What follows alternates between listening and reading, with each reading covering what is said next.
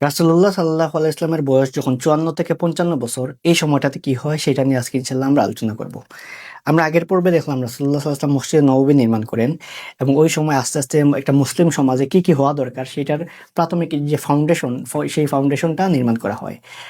এখন দেখব যে ওই সময়টাতে অর্থাৎ রাসূলুল্লাহ সাল্লাল্লাহু আলাইহি ওয়াসাল্লামের বয়স যখন ৫৪ থেকে ৫৫ বছর এবং হিজরি সালটা যখন ছিল ২য় হিজরি, তখন কিন্তু ইসলামের অনেকগুলা গুরুত্বপূর্ণ বিধান, সেই বিধানগুলো নাজিল হয়। আমরা আগেই দেখলাম যে মিরাজের রাতে নামাজের বিধানটা ৫ ওয়াক্ত যে নামাজ ফরজ হয়, সেই নামাজটা মিরাজের রাতেই কিন্তু ফরজ হয়। এবং এই সময় এসে দেখব ২য় হিজরিতে মূলত যেটা হয় সেটা হলো রোজাটা। আমরা যে রমাদান মাসে রোজা রাখি, সেই রোজার বিধানটা এই সময়টাতে এসে ফরজ হয়। এর আগে কিন্তু রোজার মানে প্রতি রমাদান মাসে যে রোজা রাখা সেটা কিন্তু এর আগে ফরজ ছিল না। এবং এই সময়টাতে জাকাত দেয়া যেটা, সেই জাকাতটাও কিন্তু ফরজ হয়। তার মানে আমরা ইসলামের আরেকটা গুরুত্বপূর্ণ ২ টা বিধান, রোজা এবং জাকাত, সেই ২ টা জিনিস এই সময়টাতে এসে ফরজ হয়। এই সময় আরেকটা গুরুত্বপূর্ণ ইনসিডেন্ট ঘটে, সেটা হলো কিবলা পরিবর্তন হয়। তো কিবলা পরিবর্তন হওয়ার ঘটনাটা অনেকেই জানেন, অনেকেই হয়তোবা জানেন না। যে রাসূলুল্লাহ সাল্লাল্লাহু আলাইহি ওয়াসাল্লাম যতদিন মক্কায় ছিলেন ততদিন কিন্তু রাসূলুল্লাহ সাল্লাল্লাহু আলাইহি ওয়াসাল্লাম কাবামুখী হয়েই নামাজ পড়তেন। এবং এইটা ব্যাপারটা কি? ব্যাপারটা হলো এরকম যে রাসূলুল্লাহ সাল্লাল্লাহু আলাইহি ওয়াসাল্লাম যখন মক্কায় থাকতেন, মক্কায় ছিলেন, তখন কিন্তু উনার সামনে জেরুজালেম যেটা এবং মসজিদুল আকসা যেটা, সেই মসজিদুল আকসার দিকে নামাজ পড়তে হলে উনি যদি কাবামুখী হতেন এবং মসজিদুল আকসামুখী হতেন, তখন কিন্তু একই সাথে নামাজ পড়া যেত। অর্থাৎ একই ডিরেকশনে ২ টা। এবং উনি যদি একটা কর্নারে থাকতেন, একই সাথে পড়া যেত। কিন্তু যখন রাসূলুল্লাহ সাল্লাল্লাহু আলাইহি ওয়াসাল্লাম মক্কা থেকে মদিনায় হিজরত করেন, তখন যদি রাসূলুল্লাহ সাল্লাল্লাহু আলাইহি ওয়াসাল্লাম কাবামুখী হন তাহলে বায়তুল মুকাদ্দাস এটা পেছনের দিকে পড়ে যায়। আর বায়তুল মুকাদ্দাসমুখী হলে কাবাটা পেছনে পড়ে যায়। ওরা টোটালি ২ টা অপোজিট জায়গায় চলে যায়। তো এর ফলে রাসূলুল্লাহ সাল্লাল্লাহু আলাইহি ওয়াসাল্লাম বেশ মিস করেন কাবাকে। যে আগে তো উনি কাবামুখী হয়ে নামাজ পড়তে পারতেন। এবং আমরা দেখি যে আরেকজন সাহাবীও ছিলেন ঠিক একই রকম। উনি যখন মদিনায় ছিলেন, উনি কিন্তু সব সাহাবী কিন্তু বায়তুল মুকাদ্দাসমুখী হয়ে নামাজ পড়তেন। কিন্তু সেই সাহাবী কাবামুখী হয়ে নামাজ পড়তেন। তখনও রাসূলুল্লাহ সাল্লাল্লাহু আলাইহি ওয়াসাল্লাম কিন্তু মক্কায় ছিলেন। তো মদিনায় আসার পর রাসূলুল্লাহ সাল্লাল্লাহু আলাইহি ওয়াসাল্লাম দেখলেন যে এই যে তখন পর্যন্ত তো বিধানটা ছিল বাইতুল মুকাদ্দাসমুখী হয়ে পড়ার। কিন্তু মক্কায় থাকার ফলে লোকেশনের যে একটা অ্যাডভান্টেজ ছিল, সেই অ্যাডভান্টেজটা মদিনায় আসার পর কিন্তু রাসূলুল্লাহ সাল্লাল্লাহু আলাইহি ওয়াসাল্লাম হারিয়ে ফেলেন। এখন চাইলেও কিন্তু রাসূলুল্লাহ সাল্লাল্লাহু আলাইহি ওয়াসাল্লাম ২ কাবার মুখী হয়ে নামাজ পড়তে পারতেন না। তো এটা ছিল একটা কারণ। এবং এইটার ফলে রাসূলুল্লাহ সাল্লাল্লাহু আলাইহি ওয়াসাল্লাম বেশ মন খারাপ করতেন। উনার বেশ মন খারাপ ছিল যে উনি তো কাবামুখী হয়ে নামাজ পড়তে পারতেছেন না। তো আল্লাহ তারা এই মন খারাপটা খেয়াল করেন এবং খেয়াল করার পর রাসূলুল্লাহ সাল্লাল্লাহু আলাইহি ওয়াসাল্লামের জন্য স্পেশালি এই গিফটটা করেন যে রাসূলুল্লাহ সাল্লাল্লাহু আলাইহি ওয়াসাল্লাম যেন এখন কাবামুখী হয়ে নামাজ পড়তে পারবেন। অর্থাৎ যে কিবলাটা ছিল আগে বাইতুল মুকাদ্দাসমুখী, সেই কিবলাটা চেঞ্জ হয় এবং সেটা তখন কাবামুখী হয়ে যায়। এবং এরপর থেকেই কিন্তু মুসলিমরা সবাই কাবামুখী হয়ে নামাজ পড়ে। এজন্য বলা হয় সাহাবীদের মধ্যে অনেক সাহাবী গর্ব করে বলতেন, অ্যা গর্ব বলতে পজিটিভ গর্ব, যে তারা কত আগে ইসলাম গ্রহণ করেন সেটা বোঝাইতে বলতেন যে আমরা ২ কিবলামুখী হয়ে নামাজ পড়ছি। অর্থাৎ ২ কিবলামুখী হয়ে নামাজ পড়া মানে তারা ওই যে কিবলা চেঞ্জের আগেই কিন্তু ইসলাম গ্রহণ করছেন এবং কিবলা চেঞ্জের পরেও যে যে কাবামুখী হয়ে নামাজ পড়েন, আগে তারা বাইতুল মুকাদ্দাসমুখী হয়ে নামাজ পড়েন, পরবর্তীতে যখন কিবলা চেঞ্জ হয় তারা কাবামুখী হয়ে নামাজ পড়েন। এই জিনিসটা তারা গর্ব করে বলতেন। এবং আমরা দেখি যে রাসূলুল্লাহ সাল্লাল্লাহু আলাইহি ওয়াসাল্লামের এই যে কাবা চেঞ্জের যে ঘটনাটা, এটা নিয়ে কয়েকটা বর্ণনা পাওয়া যায়। একটা বর্ণনা হলো যে মদিনায় একটা মসজিদ আছে, মসজিদে কিবলাতাইন। তো একটা বর্ণনা অনুযায়ী পাওয়া যায় রাসূলুল্লাহ সাল্লাল্লাহু আলাইহি ওয়াসাল্লাম সেই মসজিদে নামাজরত ছিলেন এবং তখন আল্লাহ এই বিধানটা নাযিল করেন নামাজের অবস্থায়।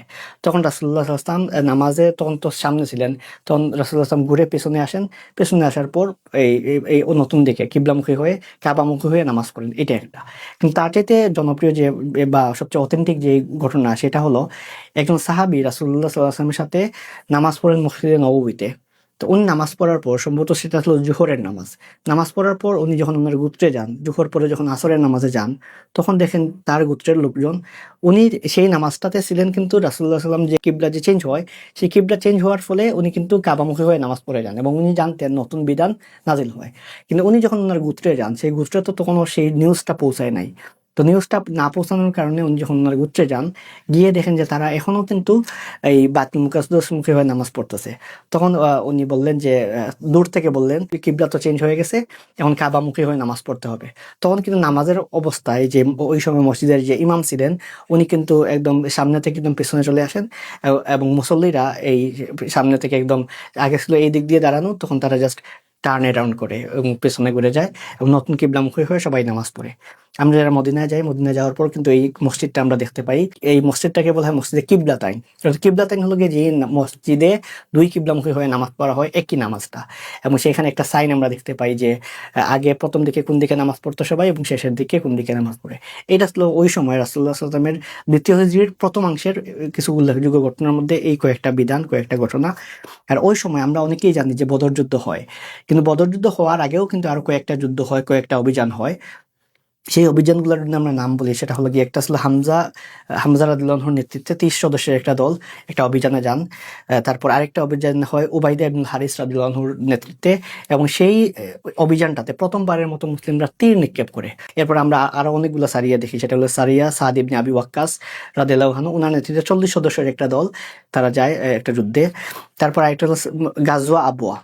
এখানে একটা জিনিস বলে রাখা ভালো যে আমরা সিরাতে অনেকগুলা দুইটা টার্ম দেখি, একটা হলো সারিয়া আর একটা গাজওয়া। গাজওয়া হলো সেইগুলা যেগুলাতে আল্লাহ রাসূল সাল্লাল্লাহু আলাইহি ওয়াসাল্লাম উনি নিজে অংশগ্রহণ করেন, এগুলাকে বলা হয় গাজওয়া। আর আল্লাহ রাসূল সাল্লাল্লাহু আলাইহি ওয়াসাল্লাম যেগুলাতে উনি সেনাবাহিনী পাঠান বা ওনার সাহাবীদেরকে পাঠান, সেগুলাকে বলা হয় সারিয়া। তো এটাকে বলা হয় গাজওয়া আবওয়া। গাজওয়া আবওয়া মানে, তার মানে এটাতে আল্লাহ রাসূল সাল্লাল্লাহু আলাইহি ওয়াসাল্লাম নিজে অংশগ্রহণ করেন, এবং এইটা ছিল ইসলামের দাওয়াত দেওয়ার পর অর্থাৎ রাসূলুল্লাহ সাল্লাল্লাহু আলাইহি ওয়াসাল্লামের নবুয়ত লাভের পর প্রথম যুদ্ধ, যেই যুদ্ধে রাসূলুল্লাহ সাল্লাল্লাহু আলাইহি ওয়াসাল্লাম স্বয়ং নিজেই অংশগ্রহণ করেন। অনেকেই মনে করেন সেটা ছিল বদর যুদ্ধ, কিন্তু না, বদর যুদ্ধের আগেও কিন্তু কয়েকটা যুদ্ধ হয়, অন্তত 6 থেকে 7টা যুদ্ধ হয়। সেই যুদ্ধে ছিল গাজওয়া আবওয়া, এটাতে আল্লাহ রাসূল সাল্লাল্লাহু আলাইহি ওয়াসাল্লাম নিজে অংশগ্রহণ করেন। এর বাইরে আরো অনেকগুলো যুদ্ধ ছিল, গাজওয়া বুয়াত, গাজওয়া সাফওয়ান। এই যুদ্ধটাকে বলা হয় প্রথম বদর। অর্থাৎ বদর যুদ্ধ আমরা যে জানি, বদর যুদ্ধকে কিন্তু বলা হয় প্রথম বদর, দ্বিতীয় বদর, বদরে কুবরা, বদরে সুগরা। তো এইটাকে বলা হয় প্রথম বদর, এবং এরপর যেটা বদর যুদ্ধটা হয় সবচেয়ে বড় বদর যুদ্ধ, সেটাকে বলা হয় বদরে কুবরা, অর্থাৎ দ্বিতীয় বদর যুদ্ধ। তো এটা ছিল এরকম একটা যুদ্ধ। আর আরেকটা ছিল নাখলার অভিযান, যেটা আব্দুল্লাহ ইবনে জাহাশ রাদিয়াল্লাহু আনহু ওনার নেতৃত্বে অভিযানটা হয়। তার মানে আমরা এখানে দেখলাম যে বদর যুদ্ধের আগেও কিন্তু ছোটখাটো কয়েকটা অভিযান হয়, এবং এই অভিযানগুলো আমরা সংক্ষেপে বলার চেষ্টা করলাম। এই ছিল মোটামুটি রাসূলুল্লাহ সাল্লাল্লাহু আলাইহি ওয়াসাল্লামের বয়স যখন 54 থেকে 55 বছর ছিল, অর্থাৎ দ্বিতীয় হিজরির প্রথমাংশের যে সব ঘটনা ঘটে, সেই সব উল্লেখযোগ্য ঘটনার একাংশ।